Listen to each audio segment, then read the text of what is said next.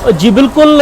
सखर ऐं भरपासे जे इलाक़नि में गुज़िरियल 48 कलाकनि खां वठी वक़फ़े वक़फ़े सां तेज़ बरसात जारी रही। इन वक़्तु हल्की हल्की बरसात जारी आहे ऐं हिन बरसाती सिलसिले सबबि सखर शहर जे अक्सर इलाक़नि में ख़ासि करे हेठाईअ वारनि इलाक़नि में पाणी भरिजी वियो आहे। 3 खां 4 फुटनि ताईं पाणी भरिजण जे करे सखर जो शालीमार रोड जिते असां मौजूदु आहियूं, पुराणे सखर वारो इलाइक़ो, घंटाघर वारो इलाइक़ो, मिलिट्री रोड वारो इलाइक़ो, इन समेत नओं पिंड माइक्रो कॉलोनी साइट एरिया वारा जेके इलाइक़ा आहिनि उहे पाणी हेठि आहिनि ऐं न फ़क़ति बरसाती पाणी पर ड्रेनेज जो पाणी बि उथली पियो आहे। नतीजे में हिन वक़्तु माण्हू सख़्तु मुश्किलात खे मुंहुं ॾियनि पिया। न फ़क़ति बरसाती पाणी ऐं ड्रेनेज जे पाणीअ जे करे माण्हुनि खे मुश्किलात खे मुंहुं ॾियणो पियो पवे, पर गुज़िरियल 24 कलाकनि खां वठी सखर शहर में वाटर सप्लाई जे ज़रिए जेका पाणीअ जी फ़राहमी थींदी आहे उहा बि बंदि आहे। नतीजे में हिन वक़्तु माण्हुनि वटि जेको पीअण जो पाणी आहे, ज़रूरी इस्तेमाल जो पाणी आहे, उहो बि ख़तमु थींदो पियो वञे ऐं माण्हू सख़्तु परेशान आहिनि।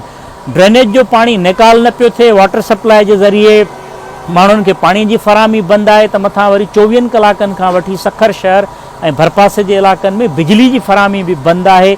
बिजली जी फ़राहमी बंदि, पाणी जी फ़राहमी बंदि, हेठां ड्रेनेज ऐं वाटर सप्लाई जो पाणी बीठल, त मुख़्तलिफ़ अज़ाब जेके आहिनि उहे हिन वक़्तु उन्हनि खे माण्हू मुंहुं ॾेई रहिया आहिनि। सखर जा शहरी जेके आहिनि मुंहुं ॾेई रहिया आहिनि ऐं चूंडियल नुमाइंदनि जे तरफ़ सखर शहरी जा शहरी ॾिसी रहिया आहिनि त हू हिन में को रोल अदा कनि त जीअं ड्रेनेज ऐं बरसाती पाणी जो निकाल थी सघे, वाटर सप्लाई जी बहाली थी सघे ऐं पाणी जेको बंदि पियल आहे वाटर सप्लाई जो 24 कलाकनि खां उहो बहाल थिए, बिजली जी बहाली थी सघे। सेप्को जा मुख़्तलिफ़ जेके 149 जे लॻ फीडर्स आहिनि उहे ॿुधायो वियो त ट्रिप थियल आहिनि, जिन मां कुझु बहाल थियल आहिनि, अञा बि केतिरा ई बहाल न थी सघिया आहिनि। फीडर्स ऐं गिर्ड स्टेशन में बि पाणी दाख़िल थियल आहे।